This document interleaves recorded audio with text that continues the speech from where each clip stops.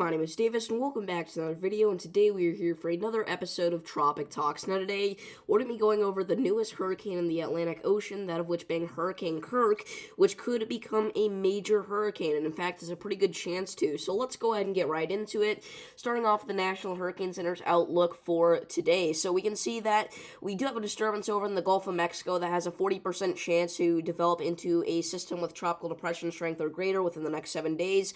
At this point, it's looking less and less likely that this is actually ever going to do something. We could see a tropical depression or maybe a weak tropical storm out of this, but for right now, there's just not really enough confidence to say whether or not that's going to happen. Now, we do have a disturbance out here right in the MDR known as AL91. This is an invest, and this is a 90% chance to become our next tropical depression within the next 2 days. So we're going to be watching this extremely closely here. Luckily, it's looking like this is going to be a pretty big fish storm. However, it's still something to watch out for. Now, here's the big show for today, Hurricane Kirk, all right? Now, yes, officially, Kirk is a hurricane with 75-mile-per-hour sustained winds.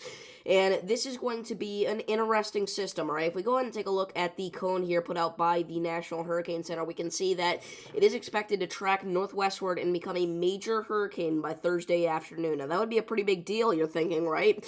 Well, not really. This is, again, going to be a pretty massive fish storm. We may see some very, very, very light impacts to Bermuda, but for the most part, we're thinking that this is going to do something similar to what Hurricane Isaac did. It's just going to push north, enter those areas where the SSTs aren't that great, and just completely die out altogether. So let's go ahead and take a look at some model comparisons here for Hurricane Kirk. So here's Kirk right now on the GFS 991 millibar low pressure system. Note, you can also see that invest right behind Kirk, and we're going to keep a close eye on that in this run of the GFS. We can see the GFS has this becoming very strong all the way down to a 968 millibar low, even lower than that, 964, and even getting into the 950s briefly on its approach to the North Atlantic, but then it very quickly dies out. Now, we can see that the system behind Kirk here, which is again Invest 91, we can see that it has it going to a similar path with similar strength, and if that were to happen, again, that would just be a massive fish storm with not a lot to worry about. Now, I would like to point out, the GFS does have this system in the Gulf of Mexico doing something, but not really much other than just dumping a bunch of rain on parts of the Gulf, so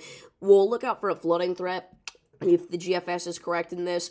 But outside of that, we're not really going to have too many problems, hopefully. So here's the European model. We can see that it's saying that right now Kirk is a 993 millibar low pressure system, and the one behind it is a 1006 millibar low pressure system. So Kirk is going to continue to strengthen here according to the European model.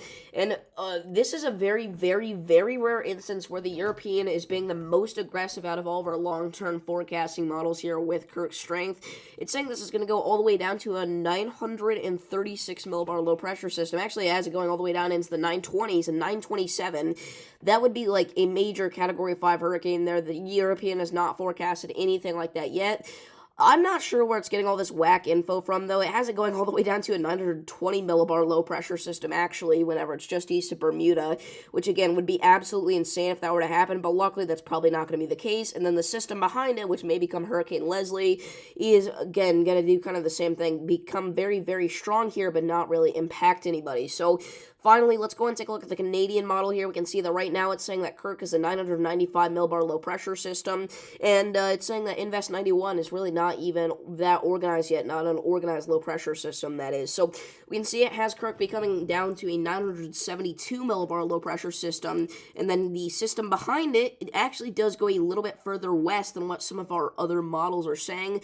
Unfortunately, we can't see quite far enough out here on the Canadian model to tell exactly what it has this doing. So that's going to be it for today. If you guys did enjoy this video, please be sure to like and subscribe. Thank you all for tuning in. Stay safe, and I'll see you all in the next one. Peace.